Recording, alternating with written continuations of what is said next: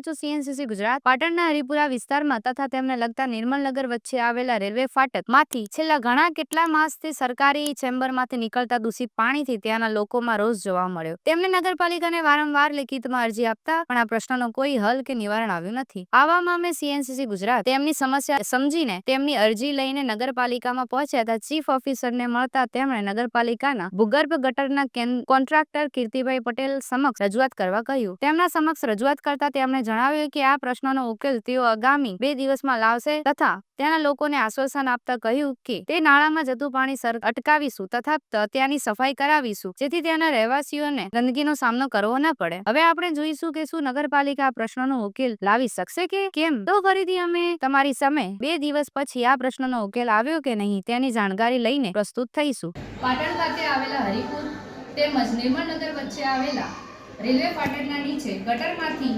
ચેમ્બરનું ઢક્કન ખોલતા જે પાણી નીકળી આવેલું છે તેનાથી જે રસ્તો ભરાઈ ગયો છે અને નાળામાં જે દૂષિત પાણી ભરાઈ ગયું છે ત્યાંથી તેમના જે રહેવાસી લોકો છે તેમને તકલીફ થાય છે। તેનો મુદ્દો લઈને અમે નગરપાલિકામાં આવ્યા હતા।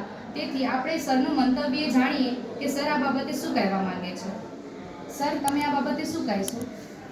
પાટણ શહેરના ઝોન G વિસ્તારમાં નિર્મલનગર રોડ ઉપર જે ડાઉન પોર્શન છે અને જે નાનું નાળું છે રેલવેના અંડરપાસનો વોટરવે એના ભાગે ડાઉન પોર્શનના હિસાબે ત્યાં આગળ પીક અવર્સના ટાઈમે પાણી બેક મારતું હોય છે જેનો અમે સીલ મારીને બંધ કરતા હોઈએ છીએ પણ વારંવાર લોકો તરફથી સીલ ખોલવામાં આવવાના કારણે આ ઇસ્યુ બહાર પાણી નીકળવાનો થાય છે પણ જેનું કાયમી સોલ્યુશન અમે નગરપાલિકા તરફથી અમૃત 2.0 યોજના પ્રોજેક્ટ જે હાલમાં GUDC તરફથી કામગીરી ચાલુ છે તેમાં અમે રામનગર સાઈડના ભાગે એક નાનું પમ્પિંગ સ્ટેશન બનાવવાના છીએ જેથી કાયમી ધોરણે તેનો નિકાલ થાય તે પ્રકારની વ્યવસ્થાનું આયોજન કરેલ છે અને જે નજીકના ભવિષ્યમાં એ કામગીરી શરૂ કરવામાં GUDC તરફથી આવનાર છે।